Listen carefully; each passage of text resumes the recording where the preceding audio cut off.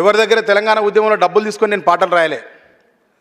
తెలంగాణ వచ్చినాక కూడా నా పాటను వాడుకొని ఎదిగిన ఛానల్స్ ఉన్నాయి, నా పాటను వాడుకొని ఎదిగిన వాళ్ళు ఉన్నారు, నా పాటను వాడుకొని నిలబడ్డ వాళ్ళు ఉన్నారు, నా పాటను వాడుకొని అన్ని రకాలుగా అనుభవించిన వాళ్ళు ఉన్నారు. నేను ఎప్పుడు పాటను అమ్ముకోలే, వాడుకోలే.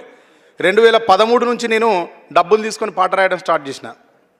కాబట్టి నాకు బాధ్యతలు ఎక్కువ, నా కుటుంబ బాధ్యతలు ఎక్కువనే ఉన్నాయి, వ్యక్తిగతమైన బాధ్యతలు ఎక్కువనే ఉన్నాయి, సాధించాల్సింది కూడా ఎక్కువనే ఉంది. కాబట్టి నేను ఇప్పుడిప్పుడే సినిమా రంగంలో ఏదో ఒక పేరు వచ్చింది, అక్కడ కూడా మన తెలంగాణలో ప్రతిభను గౌరవిస్తారు కాబట్టి, గుర్తిస్తారు కాబట్టి, వాళ్ళు చేరదీస్తారు కాబట్టి, దాన్ని ఆస్వాదిస్తారు మీరు కూడా తిరిగి. కాబట్టి ఆడ పని చేస్తానికి కైకిలి పని ఒప్పుకున్నప్పుడు కైకిలి పని చేయాలి.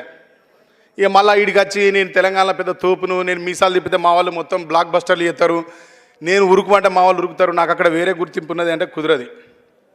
అందుకే నాకు 2 నిమిషాలు టైం ఇవ్వన్నా, నేను మాట్లాడిపోతాను. పృథ్వీ అన్నను ప్రేమతో కూడిన దౌర్జన్యం చేసిన. థ్యాంక్ యూ అన్న, నాకు అందరు పెద్దలు ఉండగా అవకాశం కల్పించిన ధన్యవాదాలు తెలియజేస్తూ, నేను దీంట్లో సత్యనారాయణ బాబు గురించి ఏం మాట్లాడదలుచుకోలే. మీకు సమ్మతమేనా? నేను పాట కూడా పాడదలుచుకోలే భయ్యా. నేను ఖచ్చితంగా ఫుల్ క్లారిటీగా చెప్తా ఏ విషయం చెప్పినా. నేను బాపు గురించి మాట్లాడదలుచుకోలే.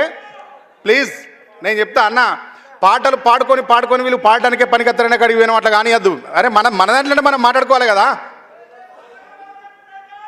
అరే ప్లీజ్ దండం పెడతా, చెప్పేది వినండి, మీతో మాట్లాడాలి. ఎక్కడనే అన్న మంచినీళ్ళు తాగచ్చినావా?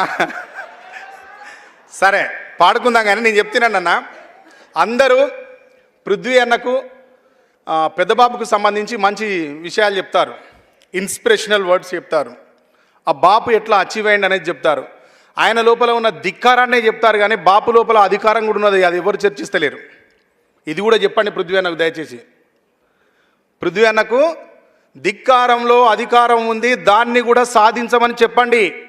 ఆ బాపు ఒకసారి చట్టసభకు వేయండు, నువ్వు కూడా చట్టసభలో నిలబడి పృథ్వీరాజ్ అనబడే నేను అంటే చూడాలని ఉందన్న నాకు.